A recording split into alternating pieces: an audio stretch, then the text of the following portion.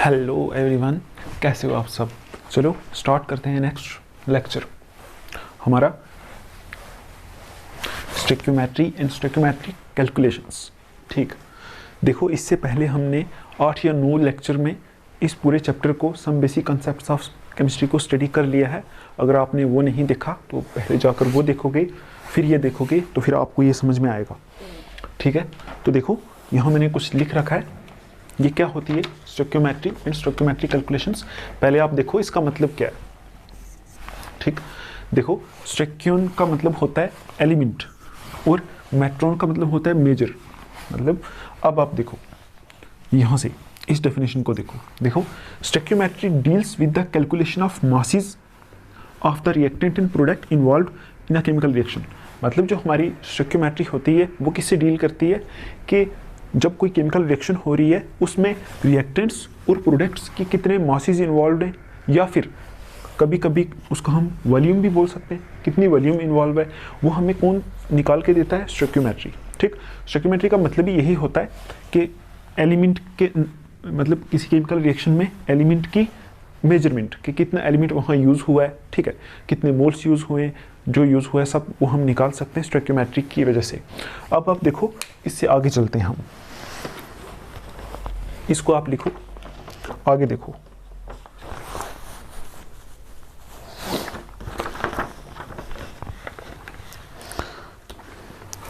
यहां एक पॉइंट लिखो आप, before studying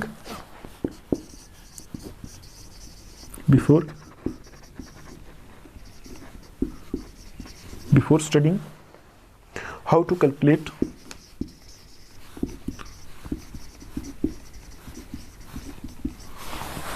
to calculate the amounts of reactants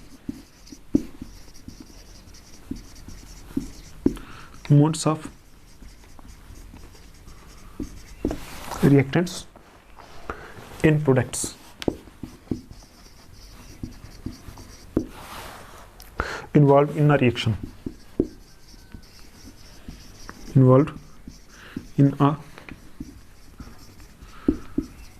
chemical reaction. Let us study what information is available from the balanced chemical equation. Yeah, we have to study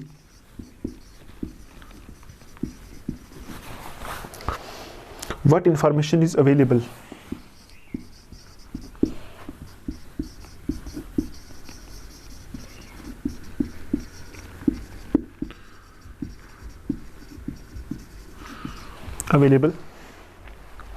from the balanced chemical equation.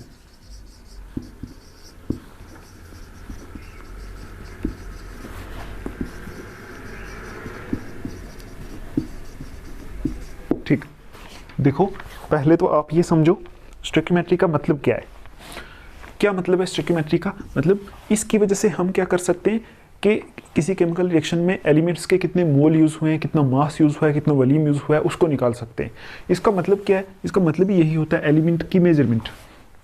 ठीक है, element की measurement किसी compound में, किसी chemical reaction में। ठीक, तो अब आप देखो यहाँ ये डेफिनेशन में भी यही लिखा है कि किसके साथ डील करती है ये, कैलकुलेशन ऑफ मासेस। ठीक है, देखो यहाँ calculation of masses of reactant and products involve in a chemical reaction. मतलब किसी रिएक्शन के अंदर कितने रिएक्टेंट्स इन्वॉल्व हैं, कितने प्रोडक्ट्स बन रहे हैं, ठीक है, उनके साथ इन्वॉल्व करती है स्टोइकियोमेट्री। अब आप देखो before studying how to calculate, हमें स्टोइकियोमेट्री से एक्चुअल में करना क्या है, हमें रिएक्शंस के अंदर कैलकुलेट करना कि कितना रिएक्टेंट यूज़ हो रहा है, कितना प्रोडक्ट बन रहा है। ठीक, लेकिन उसको स्टडी करने से पहले देखो before studying how to calculate the amounts of reactants and products involve in a chemical reaction. मतलब जब हम स्टोइकियोमेट्री यूज़ करके amounts of reactant and product का मास वगैरह कैलकुलेट करेंगे, उससे पहले हमें ये एक चीज़ देखनी है पहले कि एक बैलेंस्ड केमिकल इक्वेशन हमें क्या क्या इन्फॉर्मेशन दे सकती है। ठीक, तो पहले आप देखो यहाँ लिखा है we have to study what information is available from the balanced chemical equation. मतलब एक बैलेंस्ड केमिकल इक्वेशन से हमें क्या क्या इन्फॉर्मेशन मिल सकती है। ठीक, तो देखो इसको पहले सॉल्व करते हैं, हम देखते हैं एक बैलेंस्ड केमिकल इक्वेशन से हमें क्या क्या इन्फॉर्मेशन मिल सकती है। इक्वेशन ये वाली है, CH4 ये हमारी क्या है, गैस प्लस ऑक्सीजन O2 ये भी गैस है, और यहाँ से क्या बन रहा है CO2 carbon dioxide plus water. ये भी गैस है, ये भी गैस है, ये सब गैसेस हैं। अब आप देखो इस इक्वेशन को बैलेंस करो। बैलेंस कैसे करोगे? देखो यहाँ एक कार्बन है, यहाँ भी एक कार्बन है, मतलब कार्बन बैलेंस्ड है। 4 हाइड्रोजन इधर है, 2 हाइड्रोजन इधर है, मतलब हमें क्या करना पड़ेंगे, उस तरफ भी 4 हाइड्रोजन करने पड़ेंगे। उसके लिए यहाँ 2 लगा दो, तो हो गए 4 हाइड्रोजन।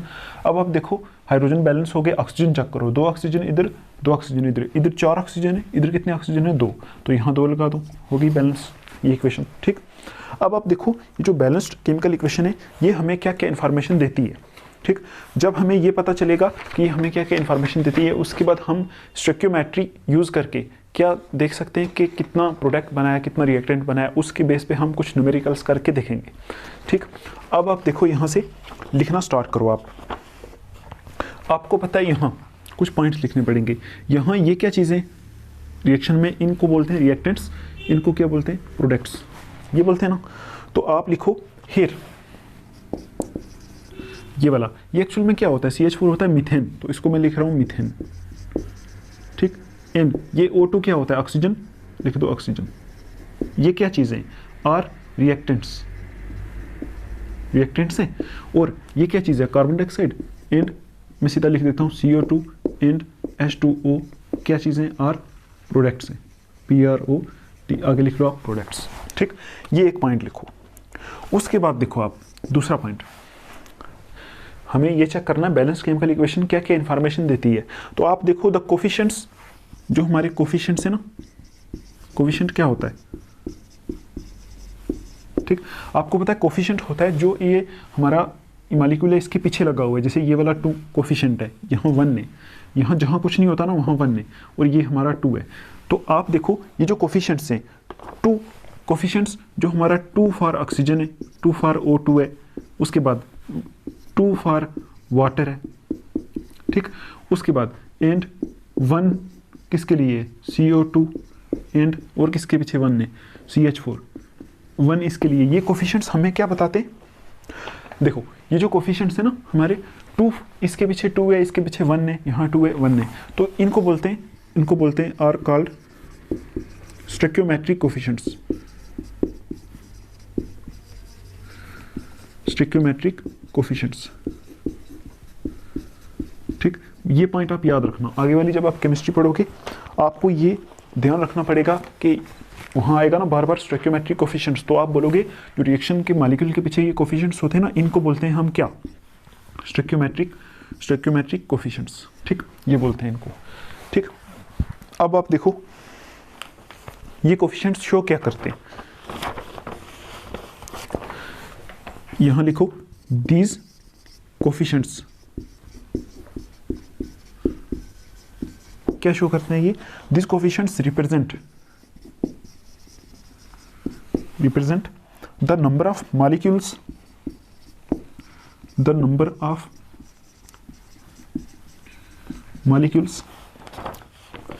आगे लिख लो एंड ब्रैकेट में लिख लो मोल्स एज वेल। ये नंबर ऑफ मॉलिक्यूल्स को भी शो करते हैं, ये नंबर ऑफ मोल्स को भी शो करते हैं। ठीक, taking part in a reaction. तो आपने यहाँ से ये एक चीज़ समझनी है कि यहाँ जो रिएक्शन के पीछे कोफिशिएंट्स लगे हुए हैं ये क्या रिप्रेजेंट करते हैं। तो एक्चुअल में ये मॉलिक्यूल्स को भी रिप्रेजेंट करते हैं और मोल्स को भी रिप्रेजेंट करते हैं, दोनों को रिप्रेजेंट करते हैं। तो यहाँ आप देखो लिखा हुआ है, पहला लिखा है यहाँ मैंने नंबर ऑफ मॉलिक्यूल्स और यहाँ लिखा है मोल्स। तो कैसे समझोगे, देखो अगर मैं बोलूँ एक मॉलिक्यूल CH4 का रिएक्ट कर रहा है 2 मॉलिक्यूल ऑक्सीजन के साथ, ऐसे भी बोल सकते हो, ऐसे बोल सकते हो एक मोल CH4 का रिएक्ट कर रहा है 2 मोल्स ऑक्सीजन के साथ, और बन क्या रहा है, या तो आप ऐसे बोल सकते हो एक मॉलिक्यूल कार्बन डाइऑक्साइड बन रहा है और 2 मॉलिक्यूल वाटर बन रहे हैं, या आप ऐसे बोल सकते हो एक मोल CO2 बन रहा है और 2 मोल्स किसके बन रहे हैं, वाटर के। तो ये मोल को भी रिप्रेजेंट करता है, मॉलिक्यूल को भी रिप्रेजेंट करता है कोफिशिएंट्स। ठीक, कौन से कोफिशिएंट्स, स्टोइकियोमेट्रिक कोफिशिएंट्स। अब आप देखो थर्ड वाला पॉइंट क्या है, इतना समझ में आया। तो अब देखो यहाँ एक लिखो आप according to above equation.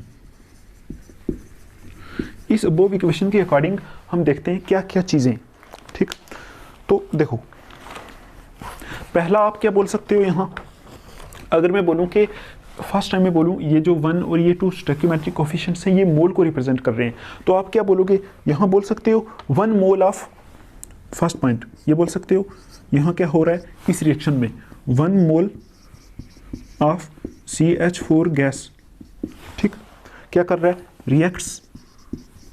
Reacts with किसके साथ, देखो 1 मोल, क्योंकि हमें पता है स्टोइकियोमेट्रिक कोफिशिएंट मोल्स को भी रिप्रेजेंट करते हैं, तो 1 mole of CH4 reacts with 2 moles of O2 gas, ठीक, रिएक्ट करता है टू गिव, क्या बना रहा है, टू गिव क्या बना रहा है ये देखो, बोलो 1 मोल ऑफ CO2, 1 मोल किसका बना रहा है, ऑफ CO2 गैस का, कार्बन डाइऑक्साइड गैस का, एंड 2 मोल्स वाटर के, एंड 2 मोल्स ऑफ वाटर, ऐसे बोल सकते हो इस रिएक्शन को देख के, बोल सकते हैं।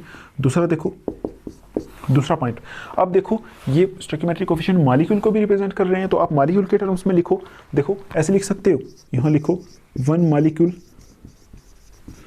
Of CH4 gas reacts with यहाँ देखो 2 मॉलिक्यूल्स, यहाँ लिख लो 2 मॉलिक्यूल्स ऑफ किसकी, ऑक्सीजन O2 गैस, तो क्या बना रहा है, टू गिव क्या दे रहा है, 1 molecule of CO2 and 2 molecules किसके, 2 मॉलिक्यूल्स ऑफ क्या बना रहा है, वाटर H2O गैस। देखो ऐसा भी बोल सकते हैं इस रिएक्शन को देख के।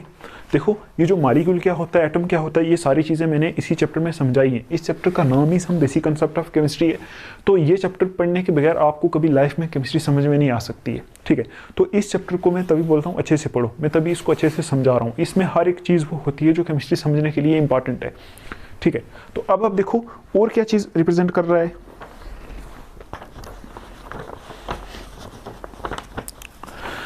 अब देखो यहां से देखो, थर्ड पॉइंट इंपॉर्टेंट, आप देखो यहां बोल रहा है 1 मोल और यहां क्या लिखा है, गैस।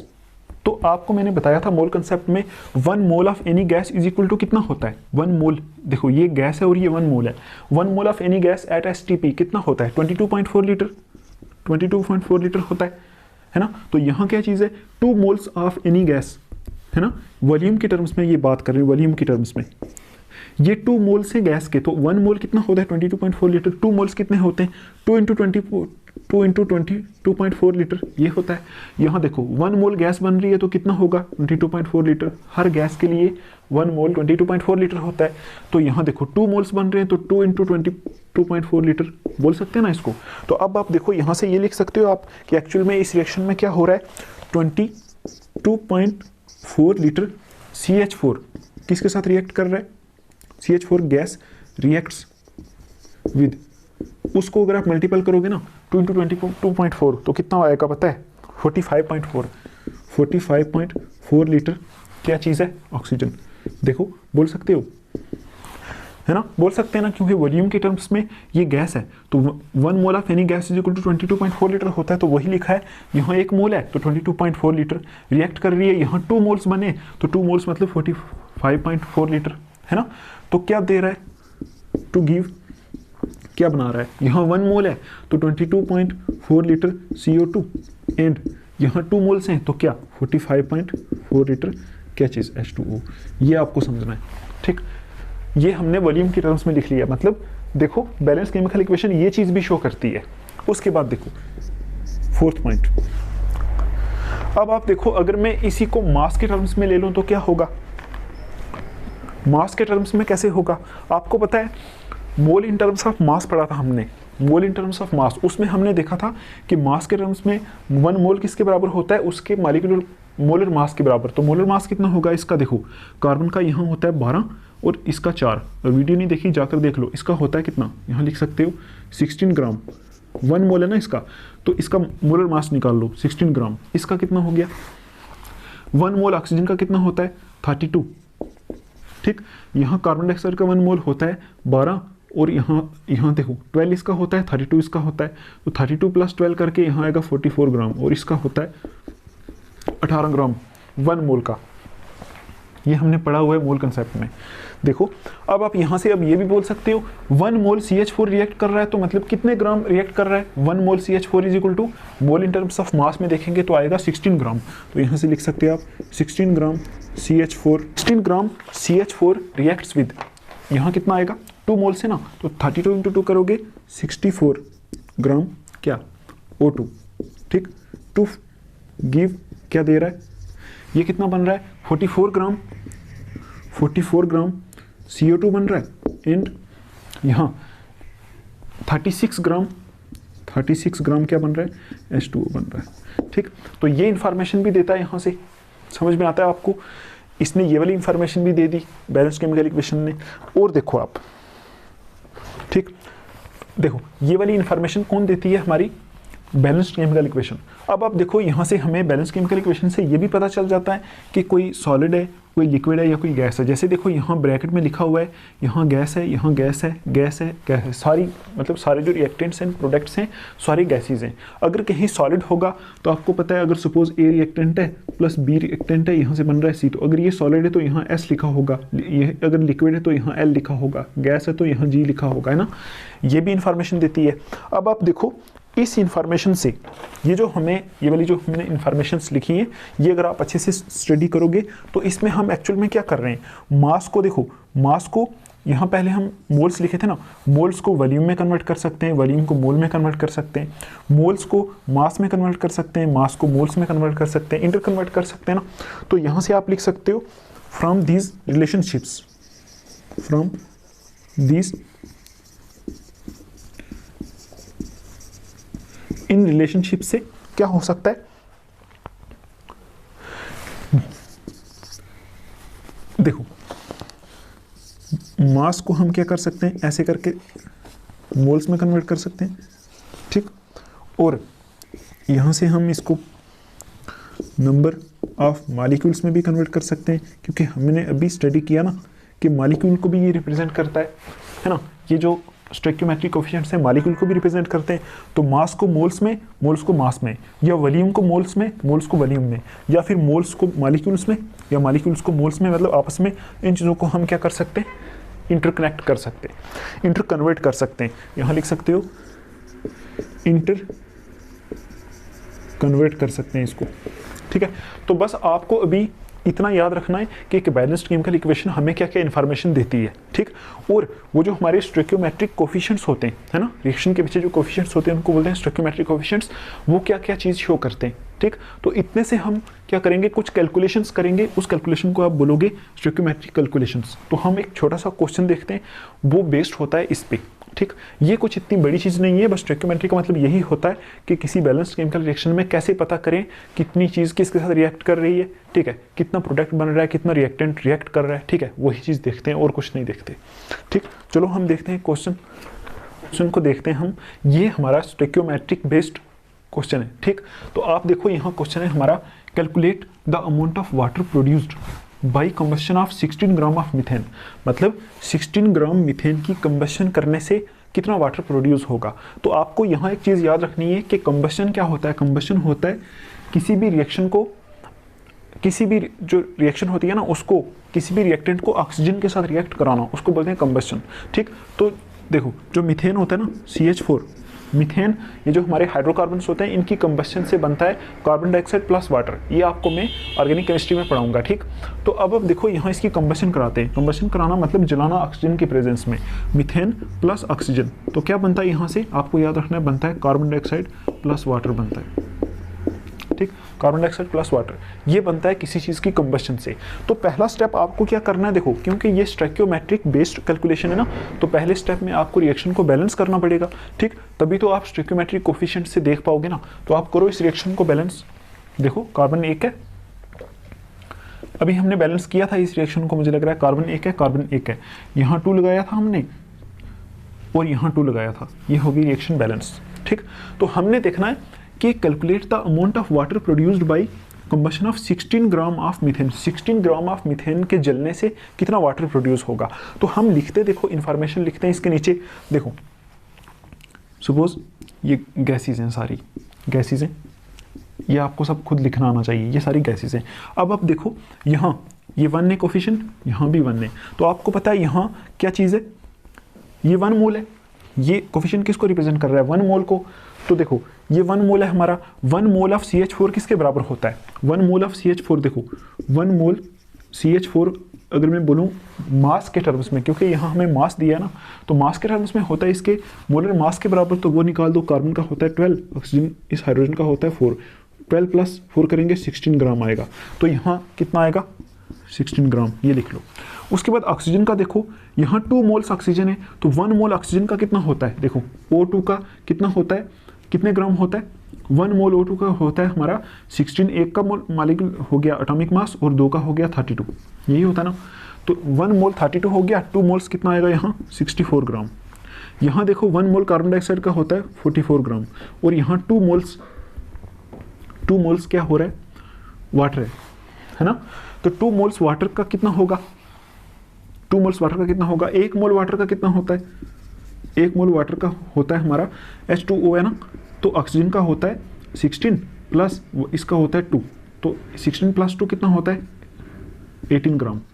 1 मोल वाटर का होता है 18 ग्राम, और 2 मोल वाटर का कितना होगा, 18 × 2 करोगे कितना होगा 36 ग्राम। देखो ये क्वेश्चन बहुत आसान है, आपको बस इतना कैलकुलेट करना था कि 16 ग्राम मीथेन जलने से कितना वाटर प्रोड्यूस होगा। तो आप यहाँ से देखो 16 ग्राम का मतलब हो गया 1 मोल जलने से। तो अगर आप बैलेंस केमिकल इक्वेशन देखोगे तो यहाँ से 1 मोल CH4 जब रिएक्ट करता है 2 मोल ऑक्सीजन के साथ, तो 2 मोल्स वाटर बनते हैं। ये कैसे पता चला हमें, ये हमें पता चला बैलेंस करके। तो 2 मोल्स वाटर बनते हैं ना, तो बस 2 मोल वाटर का वेट निकाल लो, मास निकाल लो, है ना। तो 2 मोल वाटर का मास कितना आएगा, अभी हमने निकाला 36 ग्राम, तो इस क्वेश्चन का आंसर क्या आएगा 36 ग्राम। मतलब देखो बस हमें बस इतना देखना कि 1 मोल CH4 जब रिएक्ट करता है 2 मोल ऑक्सीजन के साथ, तो 2 मोल्स वाटर बनता है ना।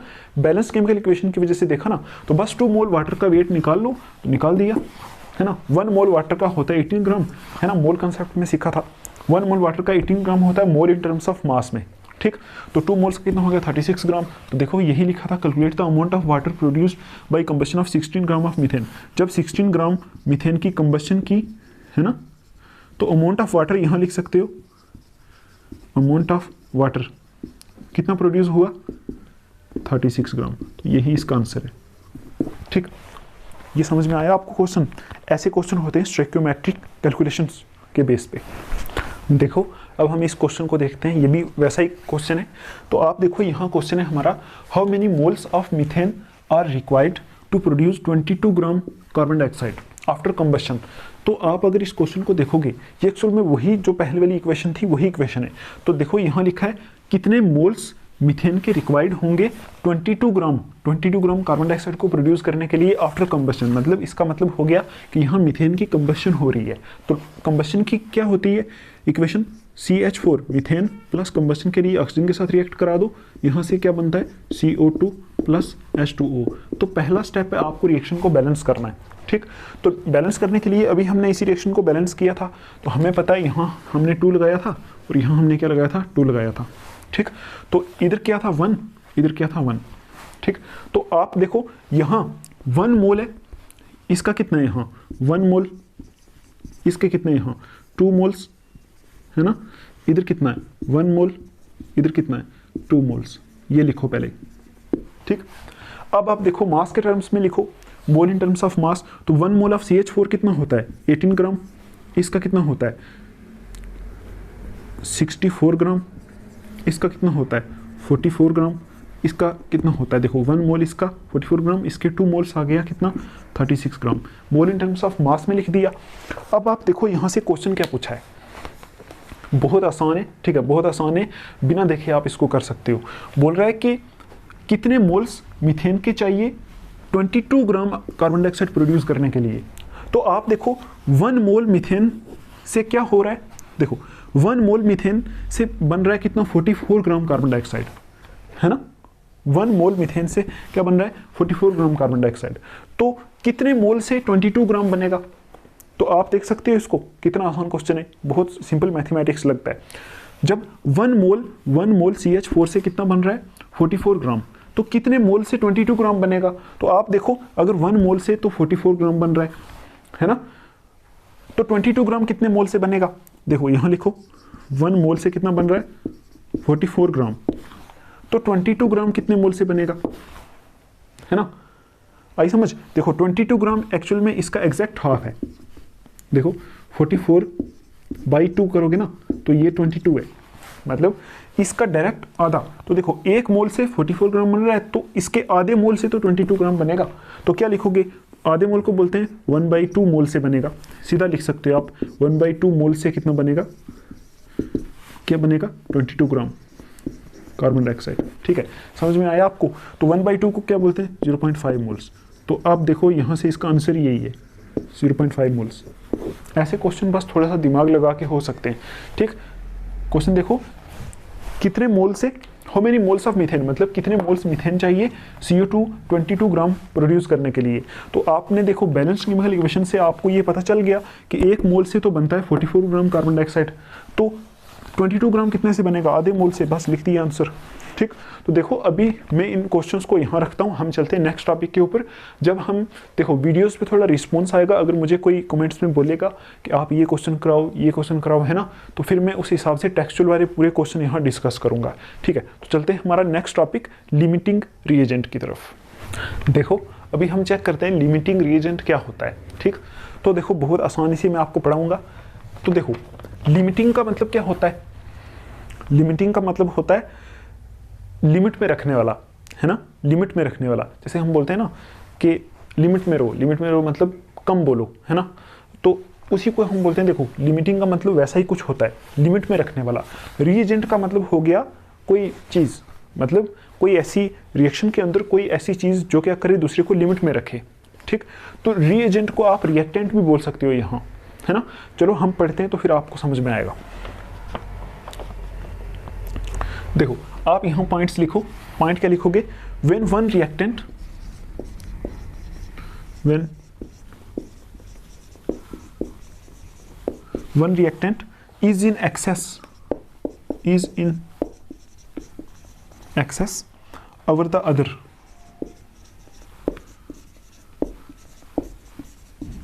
other in a balanced chemical equation.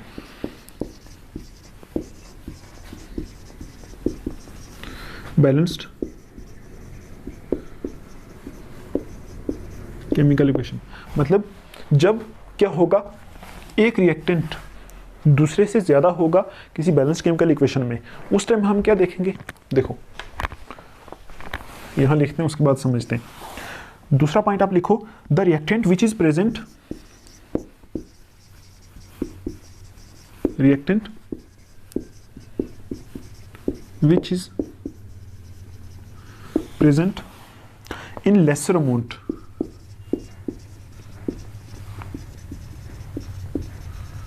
lesser amount gets consumed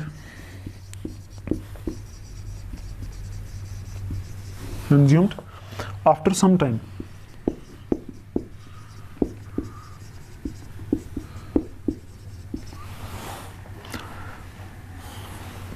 and after that no further reaction takes place, further reaction takes place. ठीक, whatever be the amount of other reactant, be the amount of other reactant.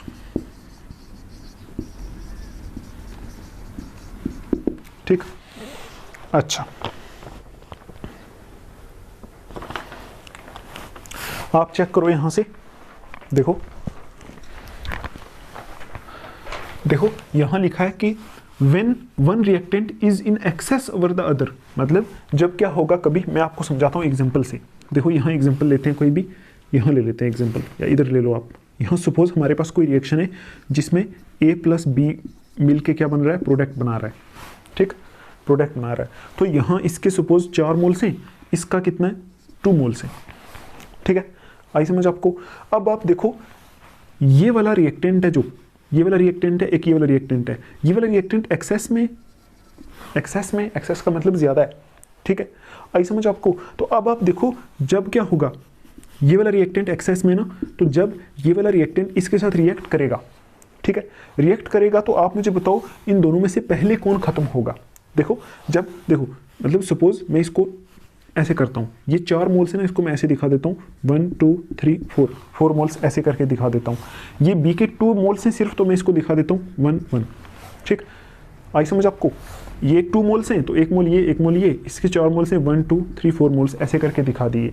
अब आप देखो जब ये reaction होगी, पहले इसका 1 मोल इसके साथ रिएक्ट करके ये पूरा इतना खत्म हो जाएगा, है ना, ये किस में कन्वर्ट हो जाएगा, प्रोडक्ट में। उसके बाद देखो इसका ये मोल क्या करेगा, इसके इस मोल के साथ रिएक्ट करके प्रोडक्ट बना देगा। तो आप देखो जब दोनों मिलते हैं तभी तो प्रोडक्ट बनता है ना, दोनों मिल रहे हैं तभी तो प्रोडक्ट बनेगा, अगर एक ही होगा फिर तो प्रोडक्ट बनेगा ही नहीं।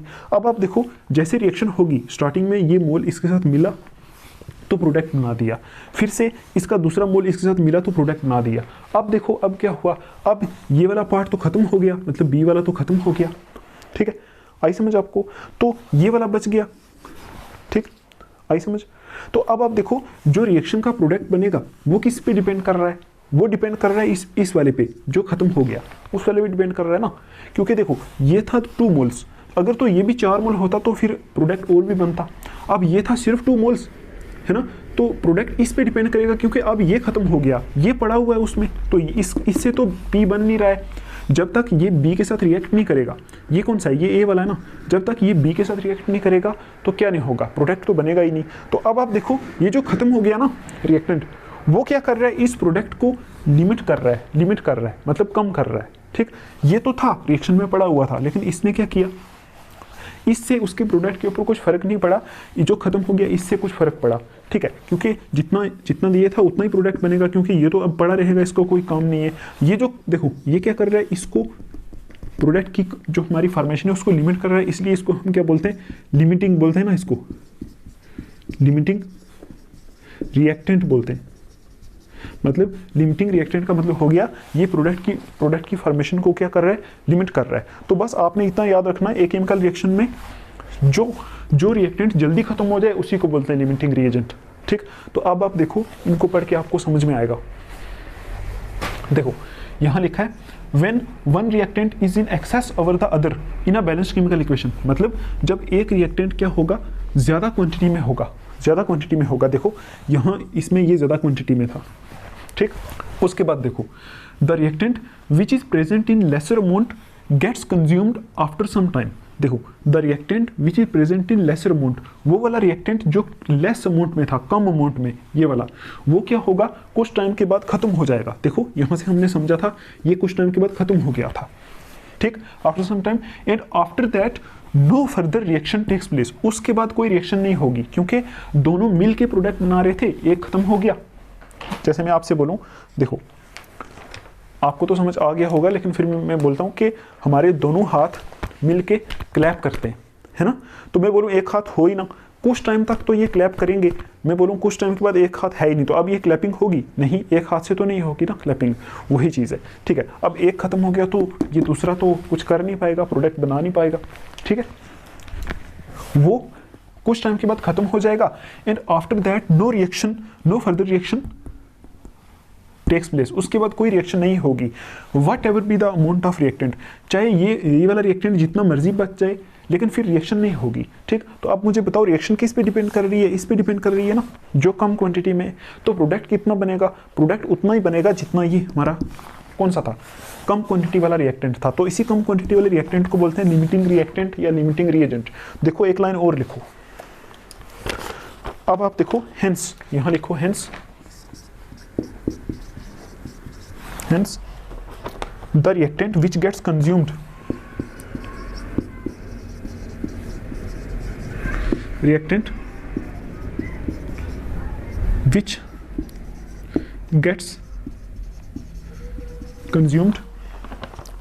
limits the amount of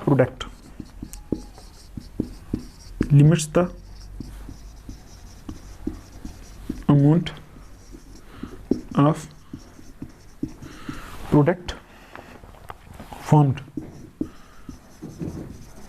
ठीक, and therefore it is called limiting reagent, and therefore it is called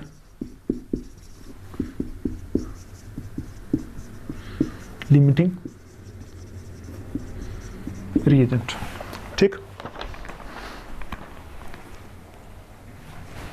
देखो ये वाली जो मैंने लास्ट वाली लिखी है ना लाइन, इसको आप पढ़ो। देखो, hence the reactant which gets consumed limits the amount of product, मतलब इस प्रोडक्ट को तो ज़्यादा बनना चाहिए था, लेकिन क्योंकि एक रिएक्टेंट कम क्वांटिटी में था तो इसने क्या कर दिया, इसकी फॉर्मेशन को लिमिट कर दिया। तो वही लिखा है the reactant which gets consumed, मतलब जो रिएक्टेंट खत्म हो गया, कंज्यूम हो गया, limits the amount of product, वो प्रोडक्ट के अमाउंट को क्या कर रहा है, कम कर रहा है ना। प्रोडक्ट फॉर्म्ड मतलब जो प्रोडक्ट बना है उसके अमाउंट को कम कर रहा है, इसलिए इस वाले को क्या बोलते हैं, लिमिटिंग रिएजेंट बोलते हैं।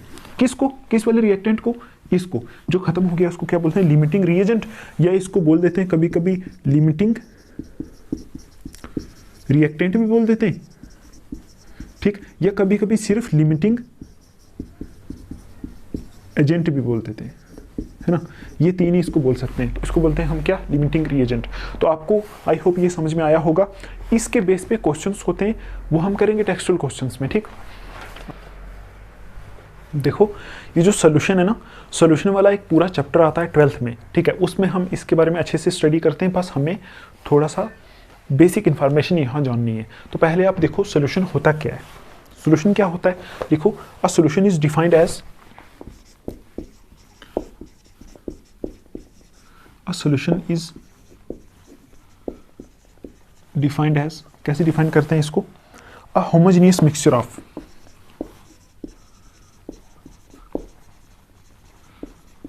मिक्सचर। ठीक, of 2 or more chemically non-reacting substances, chemically non reacting. ठीक, आई समझ आपको। ये क्या लिखा है मैंने, देखो मुझे पता है आपको इंग्लिश कम आती है तो इसलिए मैं समझाता हूँ आपको। देखो यहाँ लिखा है कि एक सॉल्यूशन क्या होता है। सॉल्यूशन एक होता है कि एक होमोजेनियस मिक्सचर होता है। होमोजेनियस मिक्सचर हमने पढ़ा था। होमोजेनियस मिक्सचर एक ऐसा मिक्सचर होता है जिसमें सिंगल फेस होता है, मतलब या तो पूरा लिक्विड दिखेगा या पूरा गैस दिखेगा या पूरा सॉलिड दिखेगा। ठीक, तो वो एक होमोजेनियस मिक्सचर होता है, 2 या 2 से ज़्यादा केमिकली नॉन रिएक्टिंग सब्सटेंसेस से बना होता है, मतलब ऐसे सब्सटेंसेस जो केमिकली आपस में रिएक्ट करके कुछ और ना बनाए। ठीक, उनसे बना होता है। एग्जाम्पल मैं देता हूँ आपको, ये हमारी एक बीकर है। ठीक है, इसमें आप डाल दो पानी, यहाँ ये वाटर है H2O, केमिस्ट्री में वाटर को H2O बोलते हैं ना। तो यहाँ डाल दो आप इसमें सॉल्ट। ठीक, मिक्स कर दो, सॉल्ट डाल के मिक्स कर दो, क्या बन गया, सोल्यूशन बन गया। ठीक, अब आप देखो दूसरी हमारी बीकर है, उसमें सिर्फ वाटर है, तो क्या ये सोल्यूशन है, नहीं ये सोल्यूशन नहीं है, क्योंकि सोल्यूशन तो तब बनेगा ना जब हम 2, देखो यहाँ लिखो, देखो 2 और मोर, 2 या 2 से ज़्यादा उसमें चीज़ें ऐड कर देंगे तब सोल्यूशन बनेगा। तो ये तो सिर्फ वाटर है, ये तो सोल्यूशन नहीं है, ये सोल्यूशन है। तो अब आप देखो यहाँ इस सोल्यूशन में क्या हो रहा है, सोल्यूशन में क्या हो रहा है कि एक तो यहाँ क्या है वाटर और ऊपर से आप क्या डाल रहे हो, सॉल्ट। तो अब आप देखो सोल्यूशन आप ऐसे बनाओगे ना, कभी आप पानी में 2-3 किलो नमक मिक्स करके तो पियोगे नहीं, है ना। तो देखो पानी तो ज़्यादा होता है इसमें, सोल्यूशन में पानी तो ज़्यादा क्वांटिटी में होता है, ऊपर से जो सॉल्ट डालते हैं ना हम, वो थोड़ा सा डालते हैं। तो आप देखो यहाँ जो वाटर है वो मोर क्वांटिटी में, मोर क्वांटिटी मतलब ज़्यादा क्वांटिटी में होता है इसमें, सिर्फ इसकी बात कर रहा हूँ मैं, ज़्यादा क्वांटिटी में होता है वाटर। ठीक, तो ऊपर से जो सॉल्ट डाला वो किस में होता है, लेस क्वांटिटी में होता है। ठीक, लेस क्वांटिटी में होता है। तो अब आप देखो सॉल्यूशन में 2 चीज़ें ऐड होती हैं, एक तो होता है वो चीज़ जो ज़्यादा क्वांटिटी में ऐड होता है, या इसको बोलते हैं ये घोलने वाला होता है, दूसरे को अपने अंदर घोल लेता है। ठीक है, उसको हम बोलते हैं सॉल्वेंट। ठीक, आई समझ आपको, सॉल्वेंट बोलते हैं। और दूसरा होता है जो जिसको ऊपर से डालते हैं वो उसमें घुलता है जाके, उसको हम क्या बोलते हैं, सॉल्यूट। तो सॉल्यूशन जो होता है ना वो एक तो सॉल्यूट से बना होता है, एक सॉल्वेंट से बना होता है, मतलब सॉल्वेंट प्लस सॉल्यूट दोनों मिला के क्या बनता है, सॉल्यूशन बनता है। ठीक है, ये चीज़ समझ में आई आपको। अब आप देखो हम चेक करते हैं कॉन्सेंट्रेशन क्या होता है। कॉन्सेंट्रेशन। ठीक, सपोज मैं आपसे बोलूँ यहाँ हमारे पास एक बिक्री ये वाली है, एक बिक्री ये वाली है। ठीक, तो इसमें सपोज यहाँ पानी है, इसमें भी यहाँ पानी है। ठीक, सपोज यहाँ 100 ml पानी है, इधर भी कितना है 100 ml पानी है, दोनों में 100 ml वाटर इधर है, 100 ml वाटर इधर है, दोनों में वाटर इतना है। ठीक है, तो अब आप देखो मैं क्या कर रहा हूँ, इसमें 50 ग्राम NaCl डाल रहा हूँ। NaCl मतलब हमारा जो कॉमन सॉल्ट होता है वो वाला। इसमें मैं क्या कर रहा हूँ 70 ग्राम NaCl डाल रहा हूँ। ठीक, तो अब आप मुझे बताओ दोनों में से किस में सॉल्यूट की कंसंट्रेशन ज़्यादा है, किस में सॉल्यूट ज़्यादा डाल दिया मैंने। देखो सॉल्वेंट तो दोनों में सेम है, सॉल्वेंट तो दोनों में सेम है, सॉल्यूट किस में ज़्यादा है, इसमें ज़्यादा है। तो आप बोलोगे जिसमें सॉल्यूट की कंसंट्रेशन ज़्यादा है तो उसको बोलोगे ये सॉल्यूशन कॉन्सनट्रेटेड है ना। कॉन्सनट्रेटेड का मतलब हो गया कि किसी सॉल्वेंट में कितना अमाउंट ऑफ सॉल्यूट पड़ा हुआ है। ठीक, तो अगर सॉल्यूट की कंसंट्रेशन ज़्यादा है तो वो बोलोगे वो सॉल्यूशन क्या है, कॉन्सनट्रेटेड। ठीक है, आई समझ। तो ये क्या है, मोर कॉन्सनट्रेटेड, इसकी कंसंट्रेशन ज़्यादा है, मतलब सॉल्यूट इसमें बहुत ज़्यादा पड़ा हुआ है, इसके कंपैरिजन में इसमें कम सॉल्यूट है, तो इसको बोलते हैं हम क्या, लेस कॉन्सनट्रेटेड। तो अगर देखो जो हमारा कम कॉन्सेंट्रेशन वाला सॉल्यूट होता है ना, सॉरी कम कॉन्सेंट्रेशन वाला जो सॉल्यूशन होता है जिसमें सॉल्यूट की कॉन्सेंट्रेशन बहुत कम होती है, उसको बोलते हैं डाइल्यूट सॉल्यूशन, डाइल्यूट सॉल्यूशन। ठीक, तो जैसे अगर मैं बोलूँ यहाँ मैंने क्या कर दिया 10 ग्राम NaCl डाल दिया, वहाँ क्या डाल दिया 70 ग्राम NaCl डाल दिया, दोनों में वाटर कितना कितना है 100 ml है। ठीक है, तो आप देखो इसमें ये हमारा सॉल्यूशन बन जाएगा, इसको बोलोगे कॉन्सेंट्रेटेड सॉल्यूशन है, तो इसमें बहुत कम सॉल्यूट डाला हुआ है ना, 10 ग्राम डाला है, तो इसको बोलोगे ये डाइल्यूट सॉल्यूशन है। तो ये वाली चीज़ें आप ज़्यादा स्टडी करोगे कहाँ, 12th में। ठीक है, 12th में सॉल्यूशन वाले चैप्टर में इसकी अच्छे से स्टडी करोगे, आप हर एक चीज़ देखोगे। अभी बस थोड़ा सा बेसिक आपको दिखाना था। ठीक,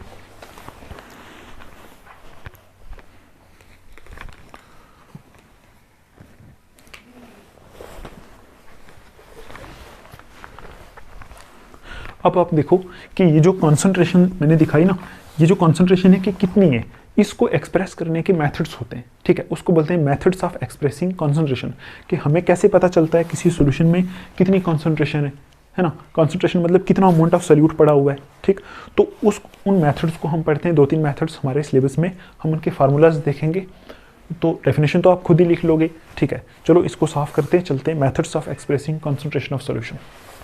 हम डिस्कस करेंगे यहाँ मास परसेंट,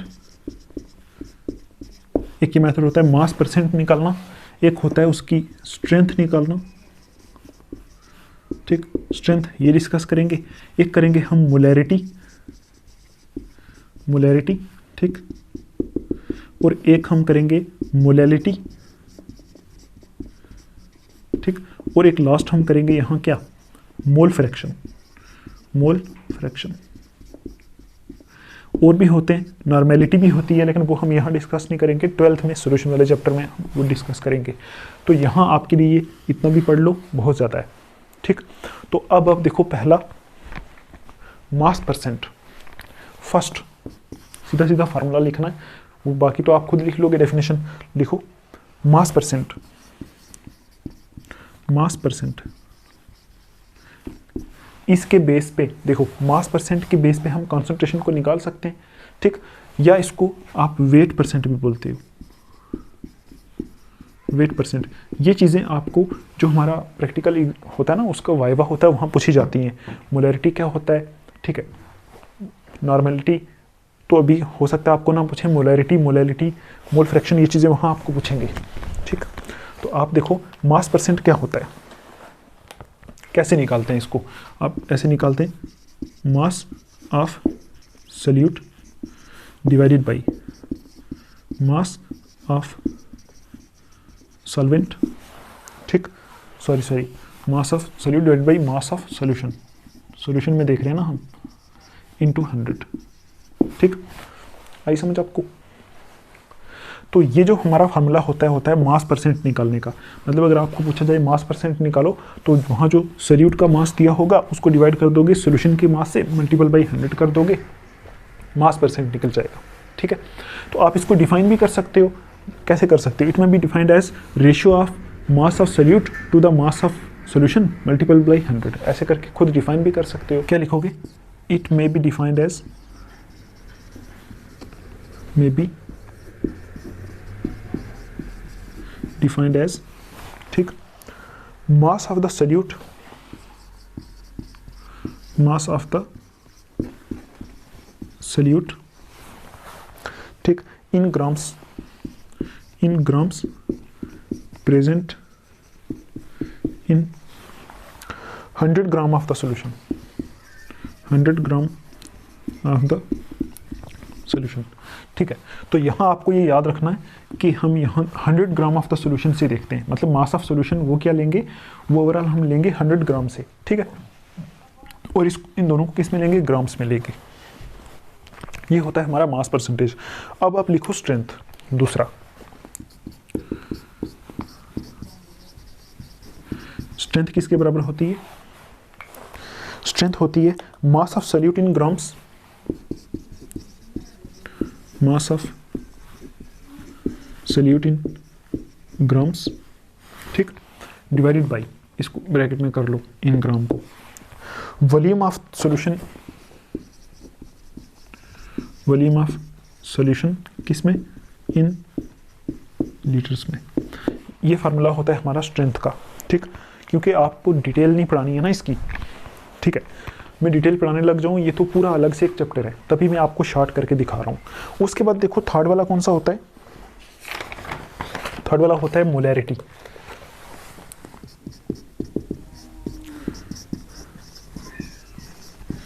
मोलैरिटी आपसे बस अगर कोई पूछ ले तो आप ये बता सकते हो,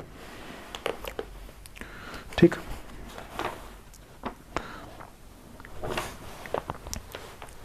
तो आप मुझे बताओ इसका यूनिट क्या होगा, इसका यूनिट होगा ग्राम पर लीटर होगा ना, ऊपर से यहाँ से आएगा, मास को ग्राम में करते हैं और इसको, ये तो है लीटर में, तो ग्राम पर लीटर या ऐसे लिखोगे ग्राम लीटर इनवर्स, ऐसे यूनिट आ जाएगा इसका, ठीक। अच्छा ये तो परसेंटेज है ना, इसका तो ऐसे परसेंटेज में आएगा ना, ठीक, यूनिट सा। देखो मोलैरिटी क्या होता है, मोलैरिटी होता है, इसको देखो, इसको हम डिनोट करते हैं एम से, कैपिटल एम से, और ये होती है moles of solute, moles of solute divided by volume of the solution in litre, volume of solution in litre. यहां हम क्या लेते हैं, ऊपर वाली तरफ मोल्स लेते हैं सॉल्यूट के, और नीचे लेते हैं वॉल्यूम ऑफ सॉल्यूशन, सॉल्यूशन की वॉल्यूम लेते हैं लीटर में, ठीक। ऊपर की तरफ मोल्स लेते हैं, इसको कैपिटल एम से डिनोट करते हैं, और इसका यूनिट जो होता है ना, यूनिट देखो ऊपर मोल्स है ना, तो मोल लिख दो, नीचे क्या चीज़ है, वॉल्यूम लीटर में, तो यहाँ लिख दो लीटर, तो यूनिट क्या बन जाएगा, मोल पर लीटर, या लिख सकते हैं मोल लीटर इनवर्स। ये इसका यूनिट है, तो इसको मोलर भी बोलते हैं, है ना, कैपिटल एम से भी डिनोट करते हैं इसको, ठीक। जैसे मैं बोलूँ अगर मोलैरिटी 2 है तो बोलोगे 2 मोलर, 3 है तो 3 मोलर, ऐसे करके ये होती है हमारी मोलैरिटी। यहाँ हमें moles of solute divided by volume of solution in litre ये लिखना पड़ता है।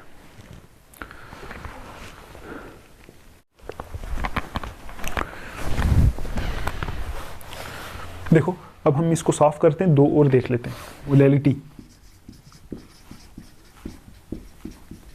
ठीक, इसको हम डिनोट करते हैं स्मॉल एम से, स्मॉल एम से, ठीक। और इसका फार्मूला क्या होता है, मोल्स ऑफ सॉल्यूट, ये होता है moles of solute divided by mass of solvent in KG, mass of solvent किस में, केजी में, ठीक है। आई समझ आपको।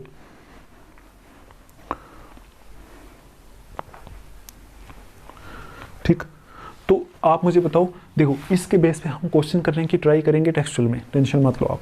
देखो मोलैरिटी क्या होता है, ये भी एक मेथड है कॉन्सेंट्रेशन ऑफ सॉल्यूशन को एक्सप्रेस करने का। इसमें हम क्या लिखते हैं, moles of solute divided by mass of solvent KG में। तो इसका यूनिट क्या आएगा, ऊपर तो आएगा मोल, नीचे मास केजी में ना, तो नीचे आएगा केजी। तो इसको लिखोगे ऐसे, मोल पर केजी, पर केजी ऐसे लिख सकते हैं, या इसको ऐसे लिख सकते हैं मोल केजी इनवर्स, ऐसे भी लिख सकते हैं, ये यूनिट होता है। ठीक, और मोलल भी बोलते हैं इसको, मोलल। मोलल का मतलब हो गया, अगर कहीं आपको ऐसे दिया हुआ है 3, अगर लिखा हुआ है स्मॉल एम, तो इसको बोलोगे 3 मोलल, है ना, ऐसे करके भी बोलते हैं इसको। अच्छा, अब आप देखो एक बच गया हमारा लास्ट, उसका नाम है मोल फ्रैक्शन। मोल फ्रैक्शन, ठीक।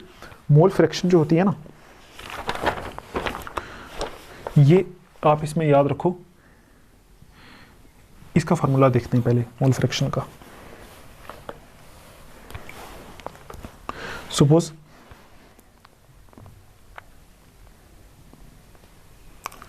देखो, अगर मैं लिखूं यहां कि हमारा कोई सोल्यूशन है, उसमें N1 मोल्स किसके पड़े हुए हैं, सोल्यूट के पड़े हुए हैं, और N2 मोल्स किसके पड़े हुए हैं, उसमें सॉल्यूशन के पड़े हुए हैं, सॉरी सॉल्वेंट के पड़े हुए हैं, ठीक। देखो सॉल्यूशन में ये एक्चुअली मोल्स क्या होते हैं आपको पता है, मोल्स भी तो जैसे मास है वैसा ही होता है, इसको हम कन्वर्ट भी करते हैं मास में, ठीक। तो मैं बोल रहा हूँ हमारा कोई सॉल्यूशन है जिसमें N1 मोल्स सॉल्यूट के पड़े हुए हैं, N2 मोल्स सॉल्वेंट के पड़े हुए हैं, है ना। तो टोटल मोल्स देखो यहाँ बना के देख लो, अब ये हमारा सॉल्यूशन है। सपोज इसमें ऊपर से जो डाला है A, इधर से डाला है हमारा जो सॉल्वेंट है B है, ये क्या चीज़ है, सॉल्यूट, ये A और ये क्या है B, ठीक। ये क्या चीज़ है, सॉल्वेंट, ठीक। तो अब आप देखो N1 मोल्स सॉल्यूट के पड़े हुए हैं, सॉल्यूट के मोल्स हैं N1, इसके मोल्स हैं N2, ठीक, दोनों इसके बीच में पड़े हुए हैं। तो टोटल मोल्स कितने हो जाएंगे यहाँ, टोटल मोल्स दोनों को मिला दो, N1 प्लस N2 हो जाएंगे, ठीक, टोटल मोल्स। तो अब मैं आपसे बोलूं, देखो मैं आपसे बोलूं आप सॉल्यूट की मोल फ्रैक्शन निकालो, ठीक, सॉल्यूट की मोल फ्रैक्शन निकालो। देखो मोल फ्रैक्शन को रिप्रेजेंट करते हैं, ऐसा एक सिंबल होता है एक्स टाइप का, इसको बोलते हैं काई, ठीक, काई बोलते हैं इसको, ठीक। तो अब आप देखो, अगर मैं बोलूं आपसे हमारा जो सॉल्यूट है ना, सॉल्यूट, इसकी मोल फ्रैक्शन निकालो, तो आप क्या लिखोगे, ऐसे लिखोगे काई ए सॉल्यूट है, तो मोल फ्रैक्शन क्या होगी, जितने मोल्स सॉल्यूट के पड़े हुए हैं divided by total number of moles. तो आप मुझे बताओ ए क्या चीज़ है, सॉल्यूट है, तो इसके कितने मोल्स पड़े हुए हैं, यहाँ N1 मोल्स पड़े हुए हैं, तो N1 लिख दिया, डिवाइडेड बाई टोटल मोल्स कितने, N1 प्लस N2, बस ये होता है इसका फार्मूला ए का निकालने का।